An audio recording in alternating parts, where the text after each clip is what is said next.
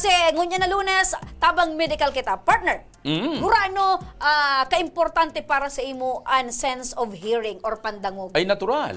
Paano ko madadangugan? Agrutong kan mga karabaw, baka, auto. Ayan, oo. Kulang ang buhay mo, partner. Day mo nadadangog. Sige ka sa nang dawa-dawa, pero di mo nadadangugan sa imong pigtataran. Yan, oo. Partner, dahil dyan, partner, digdi sa Legazpi, may nabisto na naman si Aika Ferry Na naman? na sarong lalaki na sa ibong partner kan pagluya, kan pagdangog. Padagos partner na napupursige para sa iyang kabuhayan asin para sa iyang pamilya. Biston tayan sa istorya ni Aika Ferry.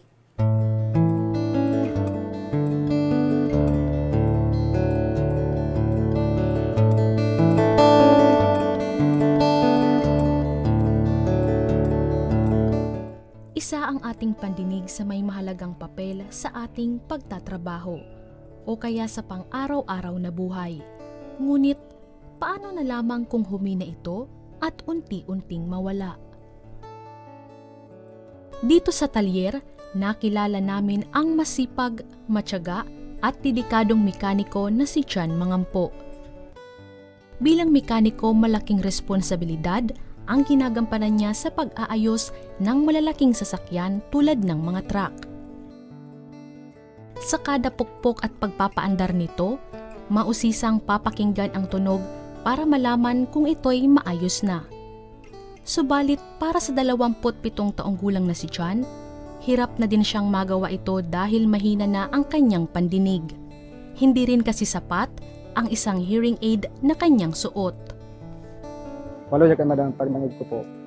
Tapos, kaya po madam sa trabaho para marinig ko madam ang gabos na halimbawa po sa sa makina na matuto kong diferensya po. Hindi ko po siya na matuin na meral maluya po madam pagdangog ko po.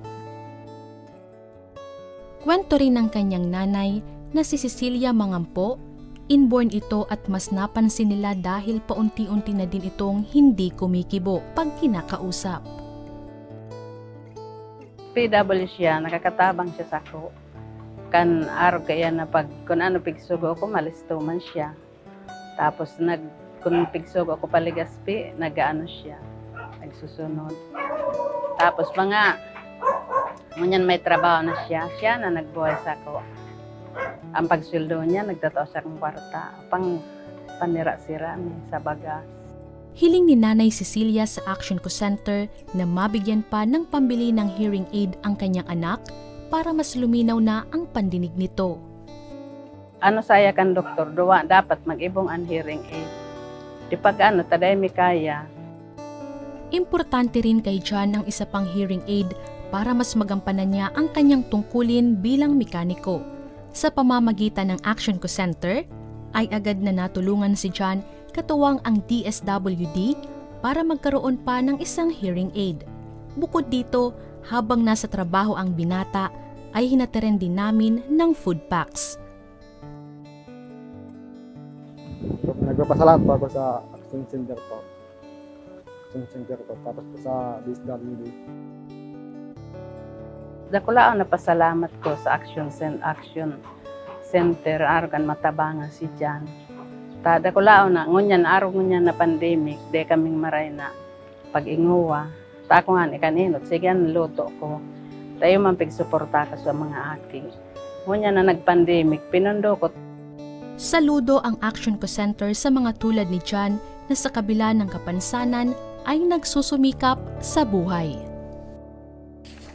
Ayan, partner, nagsusumikap sa buhay sa ibong kan sa iyang kapansanan, kulang ang sa iyang pandangog. Ang pero kagayonan kaya, padagos partner, partner, positibo sa buhay. Ang kagayonan kaya, partner, ang trabaho niya medyo okay lang maski di ka masyadong nakakadangog. Kasi mekaniko, ang ginagamit partner, kamot, kuti-kuti, isip, asin mata. Mas maringani na di mo masyadong nadadangog kung nagpupurulpog dumang kay mga ruida, mga bakal, kung ano-ano. Oo. So, ito partner, ang importante, labian pasasalamat kan pamilya, particular so ina partner na an Action Co Center nagpaabot nin taba. Ayun, oo. Yan ang sa patunay, partner, na maski anong klase kan problema, pag naagihan ka na Action Co Center, may tabang. Correct, partner.